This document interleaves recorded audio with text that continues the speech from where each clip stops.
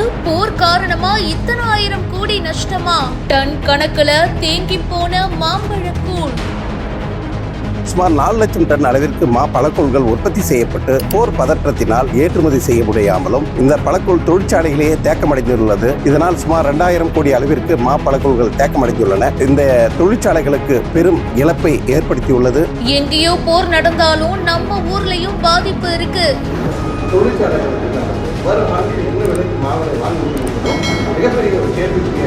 உள்நாட்டிலும் பழக்கூழ் அளவினை ஜூஸ் தயாரிப்பாளர்கள் குறைத்துள்ள காரணத்தால் பழக்கூழ்கள் தேக்கமடைந்துள்ளது. அதனால் விவசாயிகளிடமிருந்து மாவினை வாங்க முடியாத ஒரு சூழ்நிலை ஏற்பட்டுள்ளது. இந்த பழக்கூழ்கள் பெரும் நட்டத்தில் இயங்குகின்றன.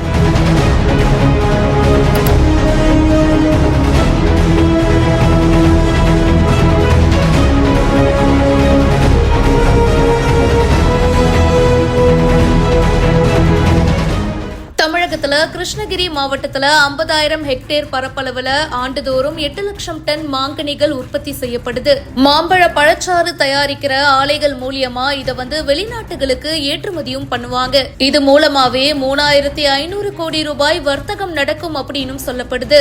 இப்போ நடக்கிற போர் சூழல் காரணமா எல்லா தொழிற்சாலைகள்லயும் பல லட்சம் டன் மாம்பழ கூழ் தேக்கம் அடைஞ்சிருக்கு அப்படின்னு சொல்றாங்க. இதனால 2000 கோடி ரூபாய் வரைக்கும் இழப்பு ஏற்பட்டிருக்கு அப்படின்னு சொல்லப்படுது. இதனால விவசாயிகளுக்கு பணம் கொடுக்கிறது, தொழிலாளர்களுக்கு ஊதியம் கொடுக்கிறது, அதுக்கப்புறமா மின் கட்டணம், வங்கி கடன், இந்த மாதிரி பல விஷயங்கள் செலுத்துறதுல சிரமம் ஏற்பட்டிருக்கு அப்படின்னு சொல்றாங்க. இந்த போர் சூழல்னால மிகப்பெரிய பாதிப்பு ஏற்பட்டிருக்கு அப்படின்னும், ஒரு டன்னுக்கு 2000 ரூபாய் மத்திய அரசு நிவாரணம் வழங்கணும், மின் கட்டணத்தை ரத்து செய்யணும், இந்த மாதிரி பல்வேறு கோரிக்கைகளை மாம்பழச்சாறு ஆலை உரிமையாளர்கள் முன் வச்சிருக்காங்க. மத்திய அரசு இதுக்கு செவிசாய்க்குமான்னு வெயிட் பண்ணி தான் பார்க்கணும். இந்த வீடியோ பத்தின உங்களுடைய கருத்துக்களை ஷேர் பண்ணுங்க. மேலும் பல செய்திகளை உடனே தெரிஞ்சுக்க பிஹைண்ட் ரூட்ஸ் நியூஸ் வாட்ஸ்அப் சேனலுக்கு இப்பவே ஜாயின் பண்ணுங்க.